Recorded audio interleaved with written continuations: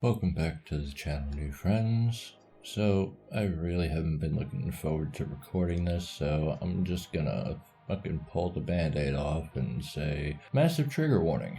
And that aside, the title is, I've been sneaking money from the joint account I share with my girlfriend of 4.5 years.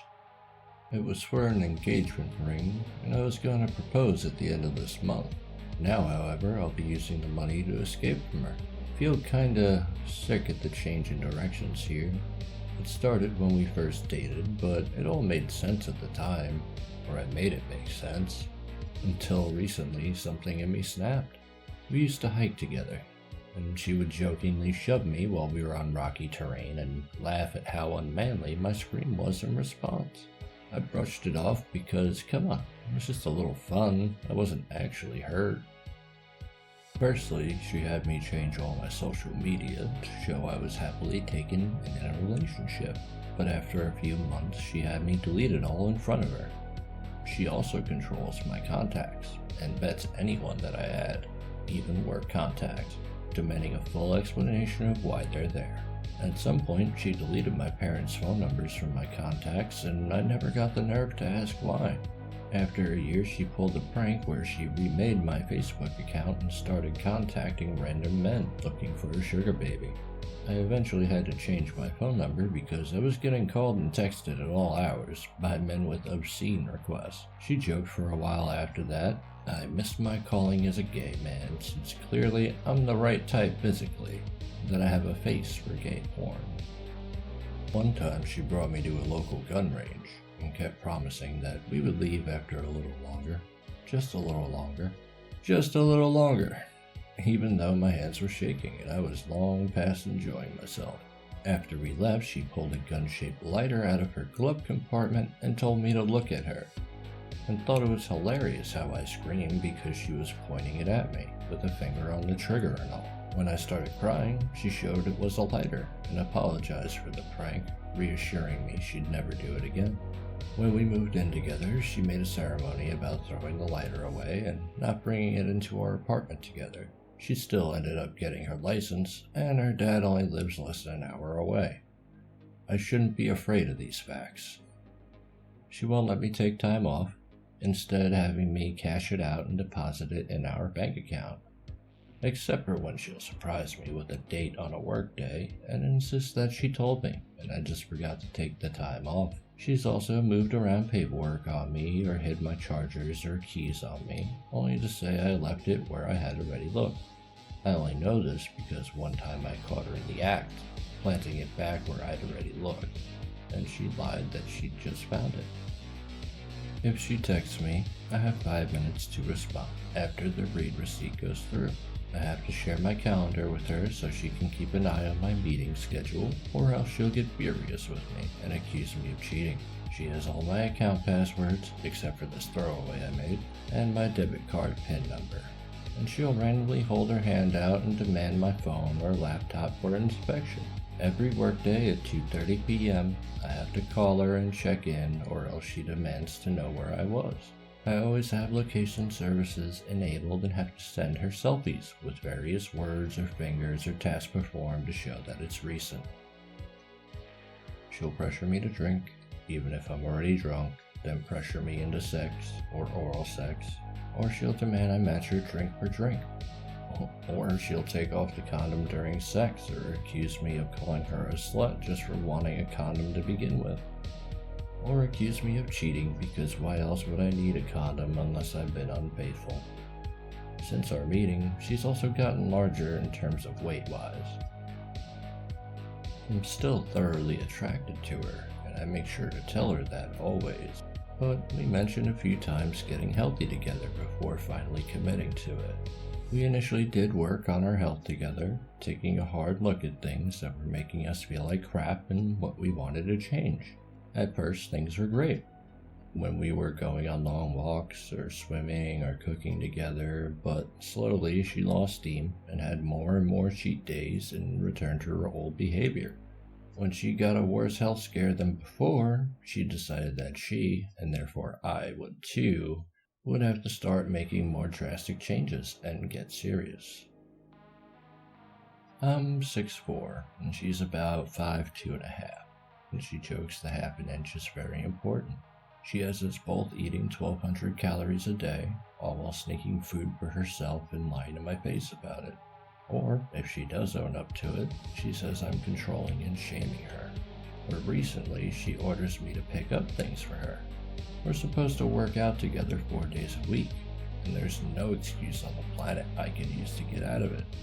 But she'll happily say she's feeling too tired and demand to watch me work out, sometimes ordering me to do so shirtless or only in my underwear, which leads to sex. It makes some positions harder or more involved. Last month she wanted a specific act. It wasn't working out, my back was hurting, so I suggested we stop, and I'd just finish her off. Instead, she forced herself into the position and ended up knocking me out of the bed. Poor furniture arrangement, and in an attempt to catch myself and break my fall, all resulted in a dislocated shoulder, a broken wrist, and a moderate concussion. Even to strangers, she'd tell anyone who asked about my cast exactly what happened. No matter how often I told her it embarrassed me, she said it was funny and a great story. At a New Year's party, I'd had too much to drink, and asked why she never mentions the part where I suggested we stop. It ruined the mood, of course, and things were awkward until the subject changed, and we all drank enough to ignore it. Once we got home, however, she threw her purse at me and asked why the hell I'd imply she raped me. Since then, she hasn't touched me at all, making a point to not even let our hands brush while passing an item, and orders me out of the room if she changes. She'll start the night on her side of the couch, then take advantage if I get up to put her legs up and kick me if I don't scrunch up into the corner or move to the floor. If I try to go to the bedroom, she'll ask what I'm hiding from her, or if I'm going to go spreading rumors again. I've slept on the couch since then. I know I'm not entitled to touch her, but she kicked me out of our bedroom and we have a small apartment. So she'll wake up at 4 a.m. on the dot, setting an alarm that is loud enough to be heard even in the den, and rattle around for tea and a snack, making sure I wake up too. Then go into our bedroom and close the door for a few hours. She'll also stay out watching TV until midnight or even 1 or 2 a.m. After 7 a.m., however, she'll be out every hour, sometimes just opening and closing drawers and making noise for the hell of it. There's so much more to mention too. The old rule of the engagement ring being 2 months of salary comes to mind, as does the adage of having a 2-month safety net.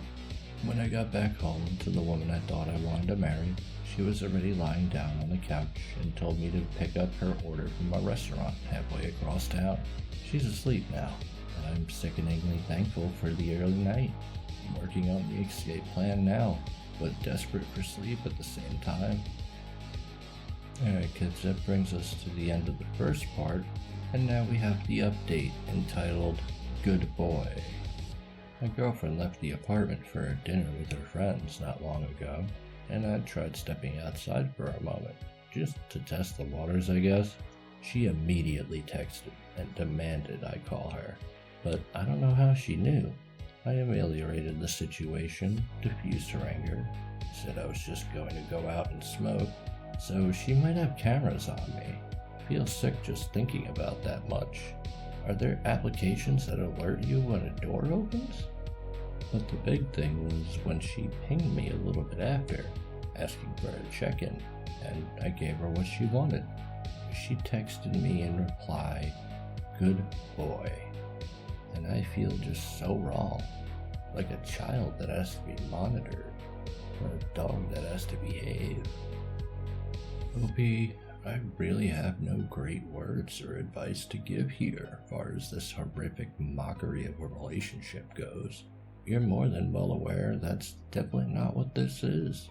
Surely you can tell this is just a sadist idea of a relationship, some kind of nightmarish hellscape where you are but a plaything. The best things I can tell you to do is if you live in a one-party state, which means you only need one person's permission to record voices and such, I highly suggest you start compiling things. If you're out in public, then you usually don't need anyone's permission to record things, as in public there's no expectation of privacy. Either way, figure out how to start compiling a mountain of evidence, and make sure you do so on the SIM cards, which are so small that they're beyond easy to hide. Of course, it's wise to build up an escape fund, but fact of the matter is, your ass needs to be out of there yesterday. Sad as it is, there are very, very few shelters which take in only men, and the amount of male-only domestic violence shelters isn't even in the double digits for the whole of the USA. I'd say go stay with friends or family, but unfortunately, rarely do they stand by the male victim in cases such as these, given how women are perceived in society anyway. Personally, as soon as you leave the house, I'd say go to the police station or court and request an order of protection. Use the injuries from the night where you broke bones to back up your claim, and it should hopefully be enough. I wish you all the luck in the world, brother. You're gonna need it for sure in dealing with a sick son of a bitch like that. Yeesh. I don't even want to do my usual spiel to the end of the video, but let's just bring this sideshow to a close. If this macabre story time, let's say it did something for you, hit the like and sub buttons to make this your safe place, and so I have a reason to keep putting stories like this out. It's really stories like this which truly need our attention, because people don't believe they're possible. I'll be putting a whole bunch of links in the video description. End the stigma, hug your loved ones, don't be a piece of shit, love, peace, chicken grease.